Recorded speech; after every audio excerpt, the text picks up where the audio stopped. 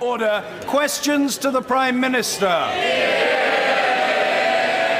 Mrs. Cheryl Gillen. Number one, sir. Thank you, Mr. Speaker. I'm sure the whole House will wish to join me in paying tribute to Tony Benn, who died last week.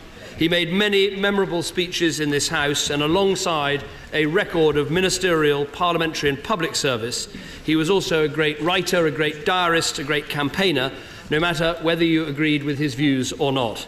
He will be missed by both sides of this House, and our thoughts are with the Right Honourable Member for Leeds Central and other members of his family at this time. I'm sure the House would also join me in paying tribute to the fantastic Team GB Winter Paralympic team following their great success at the Sochi Games. Special congratulations must go to Kelly Gallagher, who won our first ever gold medal at the Winter Paralympics, and Jade Etherington, who is now our most successful Winter Paralympian with 4 medals. Mr. Speaker, this morning I had meetings with ministerial colleagues and others, and in addition to my duties in this House, I shall have further such meetings later today. Mrs. Cheryl Gillen. Mr. Speaker, I'm sure the whole House will want to associate themselves with the remarks made by the Prime Minister today about Tony Benn, and also the remarks on congratulating the Paralympics team. Of course, the Paralympics started in Buckinghamshire. Mr. Speaker, today unemployment has fallen 63,000. With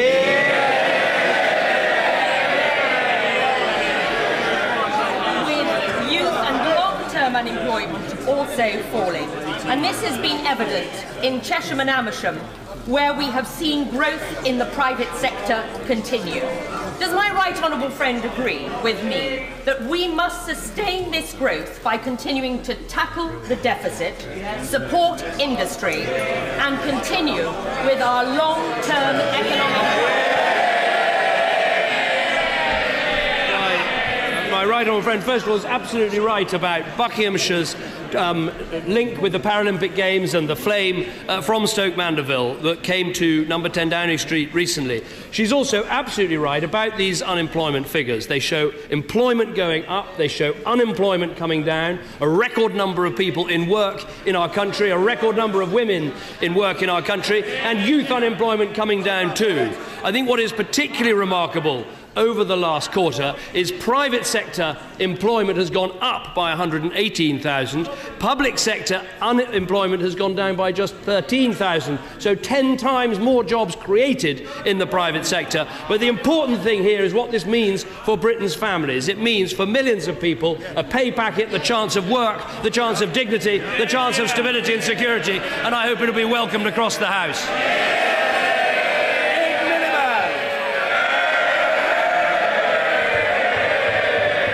Mr. Speaker, let me begin by joining the Prime Minister in paying tribute to Tony Benn. The death of Tony Benn represents the loss of an iconic figure of our age. He will be remembered as a champion of the powerless and a great parliamentarian who defended the rights of backbenchers in this House against the executives, whichever government it came from. He spoke his mind, and he spoke up for his values. Everyone knew where he stood and what he stood for, and I think that's why he won respect from all members of this House. All of our condolences go to his children, Stephen, Hilary, Melissa, Joshua, and his wider family. In their different ways, they take forward what he taught as a father, a socialist, and also as someone of great decency. Mr. Speaker, I also want to join the Prime Minister in paying tribute to the fantastic Team G Winter Paralympic team following their great success in Sochi. In particular, special congratulations go to Kelly Gallagher and Jade Etherington. Mr. Speaker, this weekend we saw a referendum in Crimea that took place in the shadow of a Russian military intervention in Ukraine. Does the Prime Minister agree with me that the referendum was illegal, illegitimate, and in direct violation of the terms of the Ukrainian constitution? Does he also share my deep concern following the news that a Ukrainian serviceman was shot and killed at a military base in Crimea yesterday?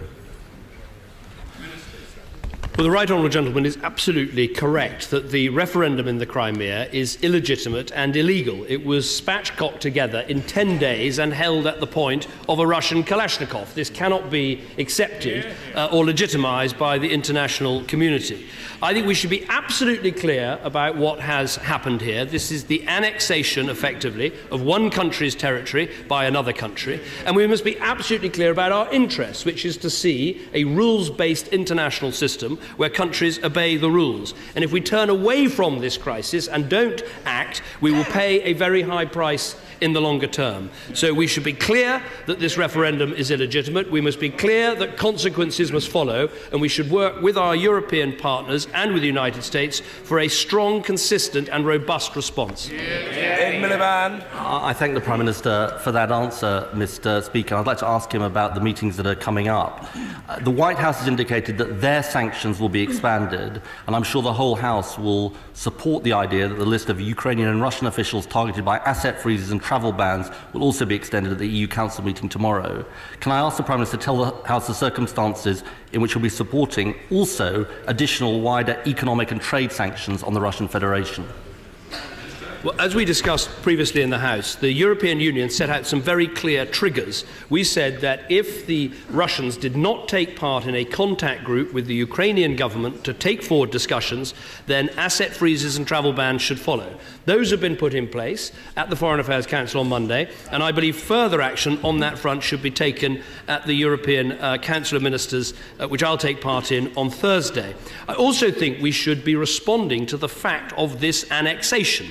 That we said that if there was further action to destabilise the Ukraine, and this annexation is that action, further consequences need to follow. We need to set that out on Thursday in concert with our European partners, and at the same time, I think we need to put down a very clear warning that if there was further destabilisation, for instance going into the eastern Ukraine in any way, then we would move to a position of the sorts of economic sanctions that we discussed in the House last week. Red Miliband. Well, Mr. Speaker, the Prime Minister should know that from this side of the House, he will have our support for the toughest possible diplomatic and economic measures against the Russian Federation, given the totally illegitimate actions that they have taken. I also welcome the announcement yesterday that the G7 allies will gather next week in The Hague. Mr. Speaker, given Russia's actions, it seems inconceivable that they can remain in the G8. So does the Prime Minister now agree that this meeting of the G8 should go further and explicitly decide to suspend Russia from the group of G8 advanced economies? Well, I was one of the first people to say that I thought it was unthinkable for the G8 to go ahead as planned. We were one of the first countries to suspend all preparations for that G8, and I strongly support the G7 meeting of countries that will take place on Monday. I think it's important we move together with our allies and partners, and I think we should be discussing whether or not to expel Russia permanently from the G8 if further steps are taken. That's the meeting we'll have on Monday, and I think that's the right way to proceed. Dr. Julian Huppert. Thank you very much, Mr. Speaker. Can I add my words to the support that's been given to Tony Benn? He was a great man. It was my pleasure to work with one of his sons for a number of years on science policy, Stephen. Been with him.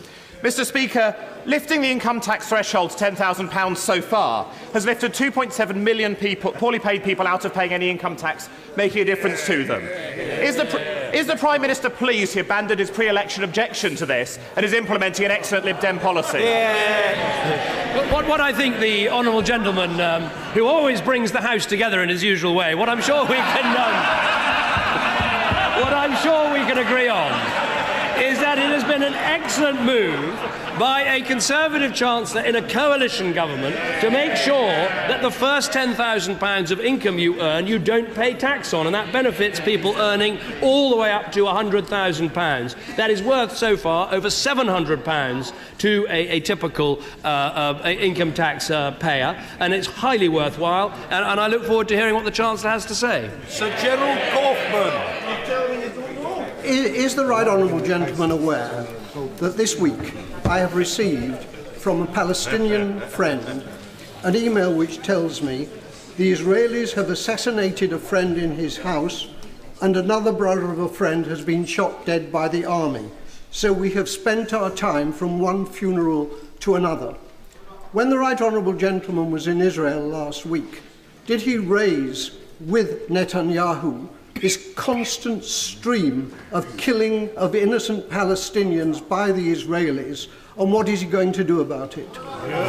Well, I didn't raise that specific case, which the right honourable gentleman quite rightly raises in this House today, but I did raise with the Israeli Prime Minister the importance of how the Israelis behave in the West Bank and elsewhere. I raised the issue of settlements, which I believe is unacceptable and needs to stop. But I was also strongly supporting both the Israeli Prime Minister and the Palestinian President in their efforts to find a peace. There is a prospect and an opportunity now, because the Americans are leading a set of talks that could lead to a framework document being agreed, and I think it's in everyone's interest to put all the pressure we can on both the participants to take part and to get on with these negotiations, which would mean so much, I believe, to ordinary Israelis, ordinary Palestinians, and indeed the rest of us. Andrew Stevenson.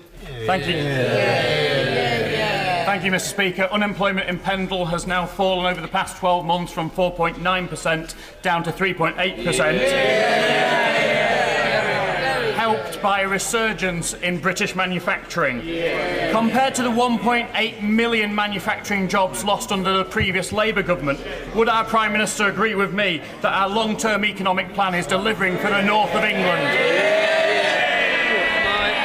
Honourable friend makes an important point, which is we want to have a balanced recovery. We want to see growth and employment right across the country. And it is worth noting, since 2010, 80% of the rise in private sector employment has taken place outside London. The unemployment rate in the North West, where my honourable member sits for a seat, the unemployment rate in the North West is lower than it is in London. We are beginning to see a balanced recovery, but we've got to do everything we can, backing apprenticeships, backing industry, to make sure that continues. Yasmin Qureshi.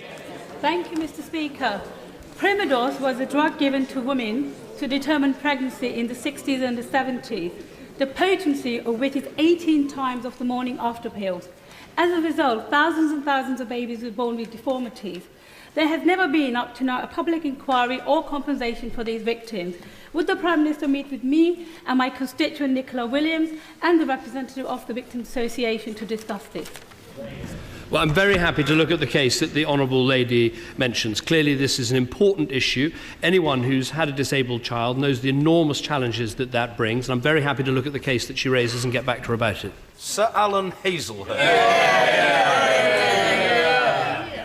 Will my right honourable friend acknowledge that the benefits of economic recovery in my constituency are somewhat tempered by uncomfortable pressures on housing development and inadequate rail infrastructure?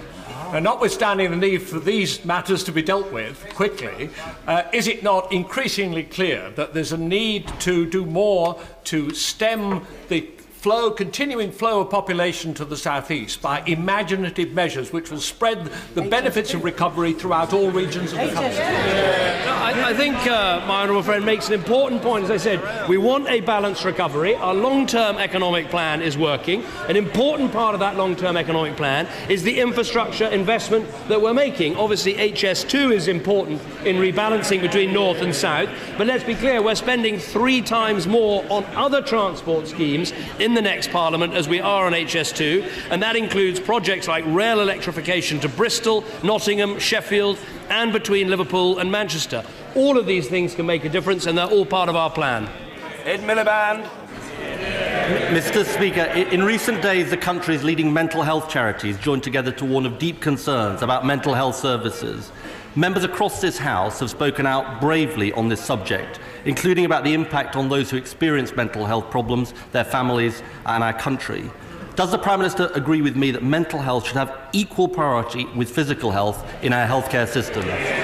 Well, first of all, let me agree with what the right honourable gentleman said about the debate that took place in this House about mental health, where I read the debate carefully and thought a number of honourable members took some very brave and bold steps to talk about issues and problems in their own lives, and I thought that was an incredibly brave and right thing to do. In terms of whether mental health should have parity of esteem with other forms of healthcare, yes, it should, and we've legislated to make that the case. Ed Miliband. I thank you for that answer. Let me ask him about some specifics which suggest that we're moving away from that equal footing that we both want to see. Mental health share of the NHS budget is falling. Services for children and young people are being squeezed, there are fewer mental health beds, and more young people are being treated on adult psychiatric wards. Now, we know this is not just bad for the individuals concerned, but can throw up bigger costs for the future. Does the Prime Minister agree that these things really shouldn't be happening? Well, first of all, taking the big picture on health spending, obviously we have decided to increase health spending rather than reduce health spending, and health spending is up 12.7 billion across this Parliament. We've also legislated for parity esteem, as I've said, and we've also put in place proper waiting times and disciplines, actually, for things like mental health therapies that weren't there before. Now, of course, there's still further to go. We need commissioners to really focus on the importance of mental health services, but the money is there, the legal priority is there. We need the health service to respond. Mr. Speaker, but the problem is the mental health budget has fallen for the first time in a decade. It isn't getting the share of health spending that it needs. And I would urge him to look at the specifics I've raised. And we need to ensure that the consensus that clearly exists in this House is reflected in the daily decisions being made up and down the country about mental health in the health service. Now, will the Prime Minister agree to enshrine equality for mental health in the NHS Constitution in order to send a message to decision makers about the priority that mental health deserves, and to ensure that those affected by mental health problems get better access to the treatment and care they need? The right honourable gentleman raises an important point about parity, not just parity of esteem for mental health in law, but what we see on the ground. The points I would make to him are these. First of all, we have put £400 million into the talking therapies, which I think are very important in terms of mental health provision. Mental health provision is referenced very clearly in the mandate which is given to NHS England, which in many ways is the absolutely key document in terms of the health service. But he's absolutely right to say that in the way the health service works, there's still a culture change in favour of mental health and helping with mental health problems that needs to change and be put in place. And I think on that there can be all parties' support. Mr. Gordon Henderson. Thank you, Mr. Speaker.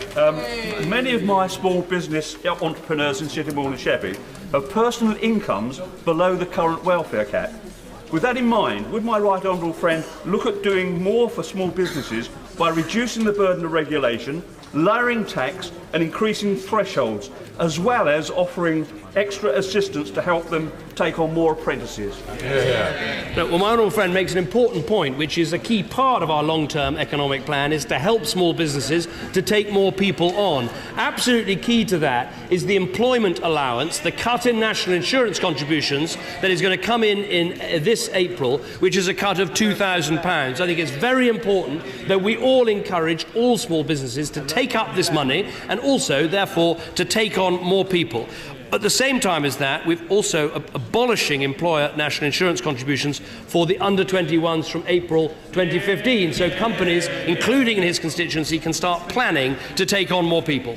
Albert Owen. Thank you, Mr. Speaker. Last week, the Deputy Prime Minister wrongly told the House that childcare costs in England were coming down whilst they continue to go up in Wales. The House of Commons Library says it's not the case. This week, the Deputy Prime Minister is offering a pre-election bribe on childcare, which won't come into effect till September 2015. Will the Prime Minister get a grip on this policy? Help hard-working families now in this Parliament with their childcare costs because of the cost of living crisis they're facing today. I'm afraid to say the honourable member is wrong on both counts. Actually, we are seeing some easing in cost pressures in England on childcare costs, but I'm afraid in Wales they're still going up, and he might want to talk to the National Assembly government about that. But the point that the Deputy Prime Minister and I were making yesterday is we want to help hard-working families with their childcare costs. And so, from 2015, for every child you have, you can save up to £2,000 on your childcare costs. And isn't it interesting, Mr. Speaker, we can now hear that the Labour Party opposes this move. Clearly, they don't welcome it. So we're going to have a very clear choice at the election. If you vote for parties on this side of the House, you get help with your childcare, and if you vote Labour, you get nothing. Would the Prime Minister join with me in praising Conservative-run Amber Valley Borough Council, who have frozen their council tax for a 5th straight year this year, providing real help to hard-working people, in stark contrast to the 3 Labour parts of the bill which are going up this year.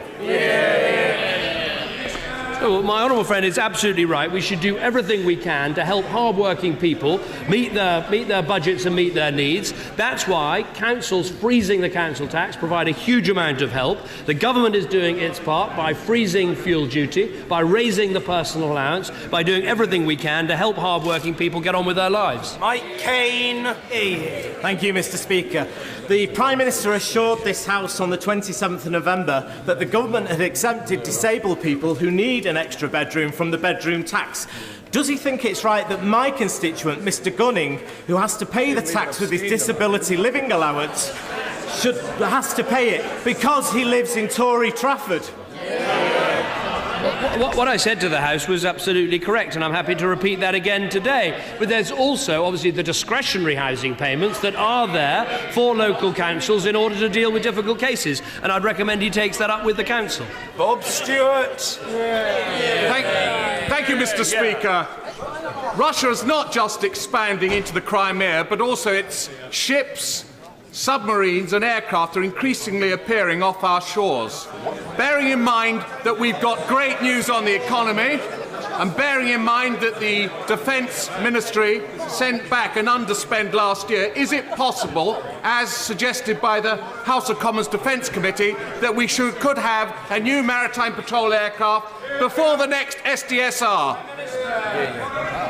What I'd say to my honourable friend is, first of all, we're only able to have these sorts of discussions and these sorts of considerations because we've sorted out the defence budget, got rid of the enormous deficit in it, and we have a successful and growing economy. In terms of maritime patrol, we are currently using the AWACS aircraft and, of course, the Sea King, Merlin and Lynx helicopters, as well as, of course, Royal Navy ships and submarines. We work in very close partnership with our NATO allies, but I'm sure the Ministry of Defence will be listening to his representations for the forthcoming SDSR. Cabe. Are the 24 Tory tax rises evidence of the Prime Minister's tax-cutting instincts? This is a great Labour campaign. I spotted it this morning, which is they have enumerated a number of tax increases that we had to put in place in order to deal with the deficit. Now, just to remind people, we said it was right to deal with the deficit with 80% spending reductions and 20% tax increases.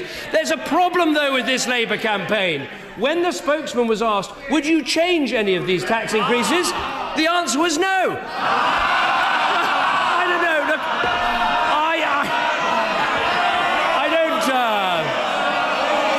I'm not the world's biggest expert in campaigns, but I'd say that was a bit of a turkey. Thank you, Mr. Speaker. I welcome the Prime Minister's help for those hit by flooding, but I'm told this only applies to areas affected since December. My Redcar constituency had its worst ever flooding last September. Will he visit the area and will he extend his help to the homes and businesses who are still suffering? Well, I absolutely understand the honourable gentleman's concern because the sea surge that took place at Redcar and across Teesside last September were some of the worst floods that have been seen in the area for a long time. What is absolutely key is we improve the seawall to protect properties in Redcar from future flooding. And my understanding is, working with partners, there is actually a £30 million investment going ahead across 3 kilometres of coast, which will protect something like 1,000 homes. Obviously, there may well be more that we need to do, and I'm very happy to discuss that with him. Mary Clinton. Yeah, it'd be too far north. In 2010, the Chancellor said the budget deficit would be eliminated by 2015. What went wrong? Well, what we said we'd do is we said that we'd cut the deficit, and we've cut the deficit. We said we'd get Britain back to work, and we're getting Britain back to work. We said we wanted a private sector-led recovery. We've got a private sector-led recovery. She asked what went wrong. I can give it to you in one word. Labour. Christopher Pincher. Mr. Speaker, this week BMW announced that they're coming to Tamworth and bringing with them 100 skilled new jobs. And that's on top of the hundreds of new jobs which are already in the pipeline, when he's next in the Midlands, which is the manufacturing heart of our country, will my right honourable friend drop into Tamworth, commend our LIP and Tamworth Borough Council for helping deliver our long-term economic plan and make Tamworth the place in the Midlands to do business? Well, I'm always delighted to visit Tamworth, not least to pay homage to the statue of Sir Robert Peel. So very happy to come back and do that. It's important what he says about this manufacturing revival, because we really can see it now in the West Midlands with the news from Jaguar Land Rover, the new engine plant that is opening up, and also what he says about BMW as well, where we now see, I think it is 1 in 4 BMWs now with a British-made engine in. That is great news for what we want to see, which is more jobs making things, more jobs exporting things, and a manufacturing revival in the UK. Terry McCarthy. Mr. Speaker, can I first, speaking for myself, Madam Deputy Speaker, and the people of Bristol, who he served so well for 30 years, join with the tributes to Tony Benn and the condolences to his family. Mr. Speaker, Tony Benn was from a very privileged background, yet he spent his political life fighting for the working people. With the cost of living crisis, wages falling by £1,600 a year, people queuing at food banks, so much that requires the Prime Minister's attention, just why is it that he seems so obsessed with plans to bring back fox hunting by the back door for the benefit of a privileged few? First of all, can I join the Honourable Lady in paying tribute to Tony Benn as a constituency MP? He was always an incredibly busy backbencher and minister, but he never forgot about his constituents. And also, he was also very good with a friendly, helpful word for new backbenchers, whatever side of the House you happen to be on. And I'm sure many members like me experienced that from him. In terms of what we're doing to help the poorest in our country, the most important thing is getting people back to work. And the fact that we've now seen 1.7 million new private sector jobs under this government is the best way of helping people sustainably out of poverty. And as they come out of poverty, they're going to see a higher minimum wage and also the ability to earn more money before they pay any taxes at all. Those are the government's priorities. That's our long-term plan, and that's what you're going to hear about. Mr. John Whittingdale. Can I join my honourable friend in paying tribute to Tony Benn, whose ancestral seat of Stansgate is in my constituency of Malden, and where he was held in high regard by my constituents, even though they may not have agreed with his views. Is he aware, however, that today's figures show that unemployment in Malden has fallen by 27% since the last election? And does he agree that this is further proof that the Chancellor was absolutely right to ignore his critics opposite and to stick to his guns? And I thank my honourable friend for what he said. Obviously, in the unemployment figures, as I said, there's good news about women into work, about young people into work, about falls in long-term unemployment, but it's also the largest annual fall in the claimant count, the number of people claiming unemployment benefit, the largest fall in that since February 1998. So this is a really important point about getting people back to work and giving people the chance of a job of dignity and security in their lives. That's what our economic plan's all about. Alison McGovern. Thank you, Mr. Speaker. At the weekend, a young woman from Eastham in my constituency, Sophie Jones, died of cervical cancer, leaving her family and friends bereft and unable to understand why she did not get the smear test that she asked for. Will the Prime Minister send his sympathies to her friends and family? And will he work with me to make sure, once we understand what went wrong, that we've got the right policies in place to make sure this doesn't happen to anyone else? No, I think the Honourable Lady is absolutely right to raise this case. Many of us will have read about it in the papers at the weekend. It seems an absolutely tragic case. We've made huge breakthroughs in this country under governments of both parties in terms of the screening of programmes that are available and the public health information that is available, but something seems to have gone wrong in this case. I'm very happy to look at it and to write to her about it and to seek any views that she has about it too. Mr. David Ward. Thank you, Mr. Speaker. Today's unemployment figures show a reduction in Bradford East of 14, which I concede is better than an increase of 14, but very disappointing nevertheless, and leaves us 9th highest still in the country. I recently visited a training provider in Bradford who said that there were 600 apprenticeship vacancies in Bradford.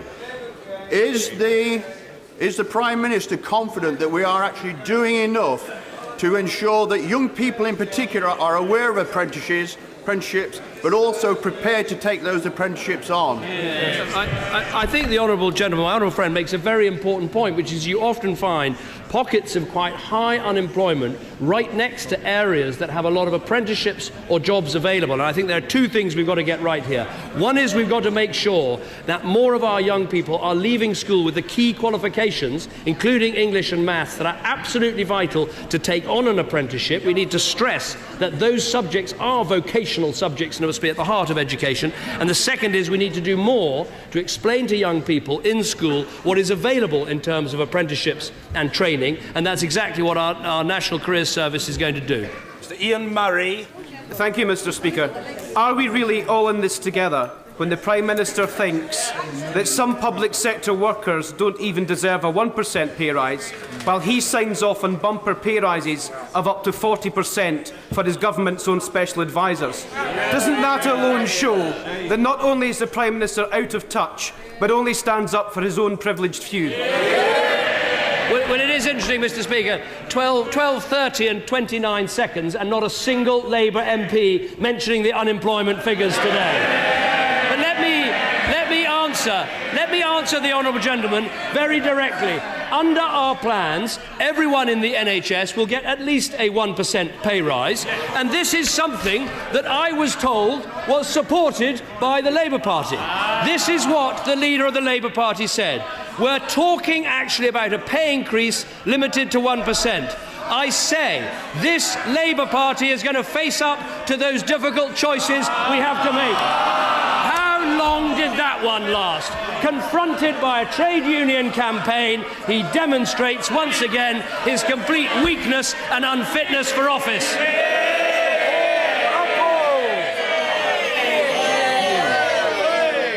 Thank you, Mr. Speaker. A recent report into female feticide suggests that the female population has been reduced in the UK by 4,500 and worldwide by 200 million.